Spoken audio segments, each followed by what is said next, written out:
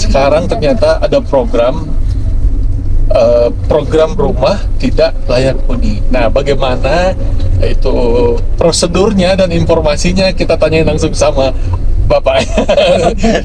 Gimana Pak? Ya. Itu gimana sih itu Pak program kayak gitu kan? Program tinggal layak huni ini merupakan program dari pemerintah provinsi, khususnya dari. Selamat datang di Podtrip Podcast sambil ngetrip.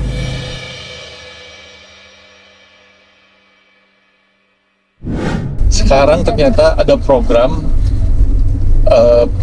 rumah tidak layak huni. Nah, bagaimana itu prosedurnya dan informasinya kita tanyain langsung sama Bapak. Gimana Pak? Ya. Itu gimana sih itu Pak program kayak gitu kan? Program tinggal layak huni ini merupakan program dari pemerintah provinsi, khususnya dari. Sebenarnya programnya ada dari pusat, ada dari provinsi, ada dari daerah. Cuma yang sedang saya fasilitasi ini program yang difasilitasi oleh Dinas Permukiman dan Perumahan Provinsi Jawa Barat. Iya. Programnya sangat positif sekali buat masyarakat yang tidak mampu, Ya.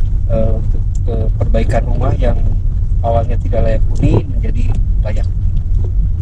Ini menunjukkan bahwa pemerintah provinsi khususnya ini hadir di tengah-tengah masyarakat, karena ada permasalahan yang sangat kompleks lah kalau berkaitan dengan pemukiman atau perumahan di masyarakat. Dan prosesnya emang pengajuannya lewat dinas dari desa, dari RT RW. Prosesnya pengajuan dari nanti difasilitasi lewat musrenbang des, menunjukkan kebutuhan, segala macam kebutuhan yang akan diajukan untuk tahun berikutnya. Dan salah satunya program perilaku ini nanti dari desa diajukan ke dinas kabupaten PUPR, dari dinas PUPR nanti diajukan ke dinas provinsi Jawa Barat, dan bisa dari ke tingkat pusat. Jadi kalau jadi harus dari bawah dulu berarti Pak? Betul. Maksudnya Pengajuan memang dari bawah kan, bottom up. RT berarti. Betul, karena ini kan usulan itu harus dari bawah. Ya. Jadi tinggal mengajukannya lewat pemerintah desa maupun pemerintah kelurahan.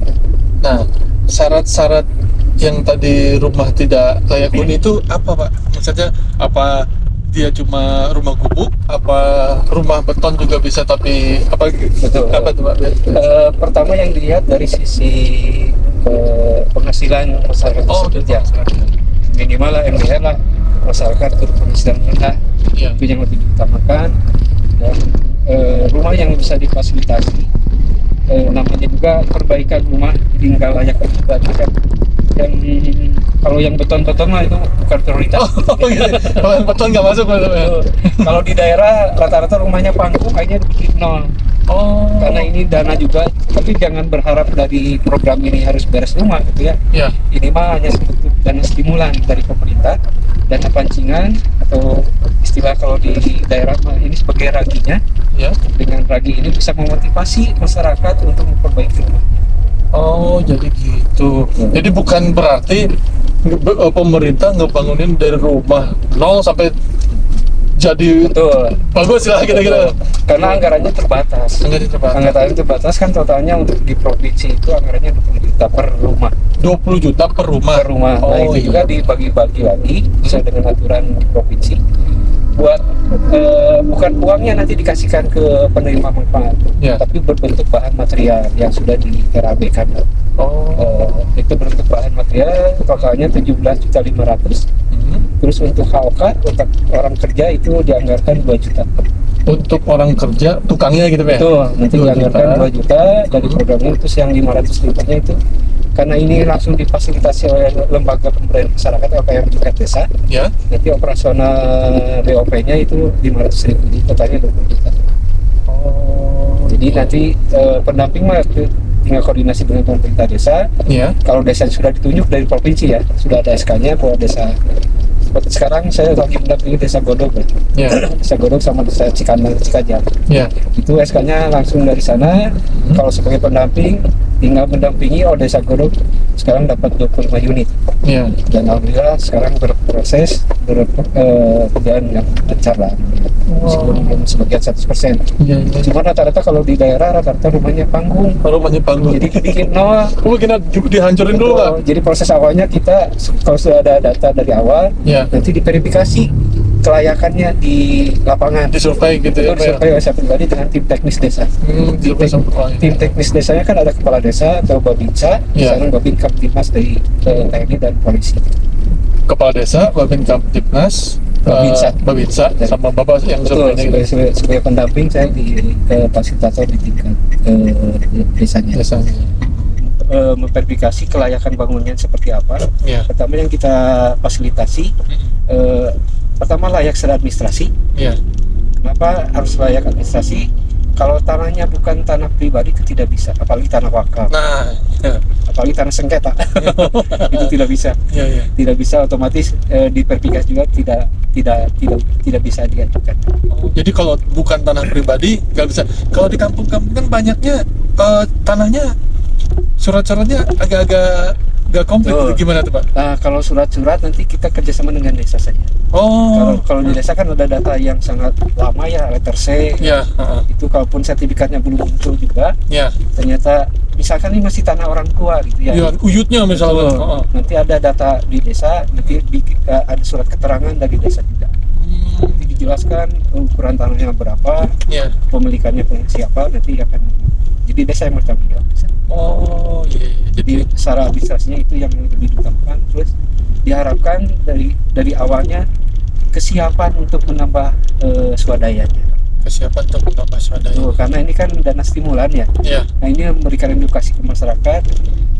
Sangat baik program ini karena dengan pancingan ini justru diharapkan swadayanya muncul gitu. Swadayanya itu Betul. dalam bentuk apa Pak? Swadayanya bisa berbentuk bahan atau uang Ya. ataupun ya minimal doa. Oh, dari lingkungan sekitar gitu. Betul, dari keluarga, dari lingkungan RT RW itu kan dilibatkan. Oh, jadi Betul. dana yang dari pemerintah itu pemancing gitu Pak ya. Betul. Jadi mudah-mudahan warga sekitar atau keluarga gitu, langsung, terpancing ya. juga untuk Betul. berempati, ikut membantu lah gitu Nah, Pak ya. Pemerintahnya ngebantu, masa warga sendiri nggak ngebantu Betul, gitu. betul. Oh iya. Itu proses edukasi yang ya sangat baik sebetulnya. Iya, sebenarnya kan ciri khas orang Indonesia dari dulu gitu sebenarnya Pak ya. Betul, gotong royong. Makanya kalau saya mengalami di lapangan mah tidak sedikit lah yang sedikit pesimis ya. Ya. Zaman gini mana ada swadaya gitu. Ada yang berjasa gitu masa itu. Tapi itu hal yang wajar lah Ya. dengan kondisi sekarang. Tapi kalau sudah dilaksanakan ternyata Bisa ya? bisa. Dan alhamdulillah program yang saya fasilitasi sebagai pendamping atau fasilitator sudah kurang lebih 4 tahun saya berjalan. Dulu di Kota Bandung juga sudah program Pak Ridwan Kamil juga. Oh, luar biasa. Jadi pengalaman pemberdayaan di masyarakat itu tidak ada di bangku kuliah sebetulnya. Benar-benar Pak. Kalau 1 tambah 1 kan bisa 2, kalau di masyarakat bisa 1000. Kalau program kan tujuannya sangat baik lah. Tinggal bagaimana kita menyampaikan edukasi ke masyarakat, itu insya Allah programnya bisa berjalan dengan baik dan sukses. Nah, ini pasti banyak yang nanya nanti deh Pak.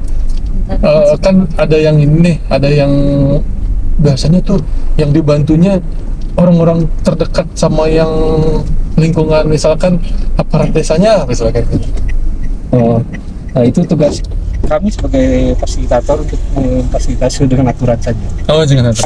Kalau ternyata tidak layak ya tidak layak. Oh. Mau titipan siapapun ya. Iya. Kalau layak silakan. Oh, kalau kalian silakan. Sesuai dengan aturan yang sesuai dengan juknis lah yang ada di program. Oh, ya, sesuai aja pokoknya. Betul. Nah, Itu tugas pendamping. ya boleh. Luar biasa Pak. Aduh, ini tadi masalah halal.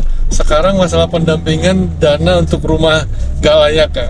Waduh, luar biasa Pak. Informasinya kita dapatin banyak banget nih, bermanfaat banget. Amin. Aduh, mudah-mudahan berkah ya Pak ya. Amin, amin. Aduh, kebetulan nih guys sudah sampai. Udah sampai nih. Nah, untuk pendampingan ini yang pendampingan rumah layak tidak layak huni ini ada pesan-pesan yang mau disampaikan ya Pak? Pesannya selagi ada kesempatan program ini masih berjalan ke depannya, harapan kami gubernur yang akan datang juga ini teruskan menjalankan program Multilaut ini karena sangat bermanfaat buat masyarakat. Karena kenapa?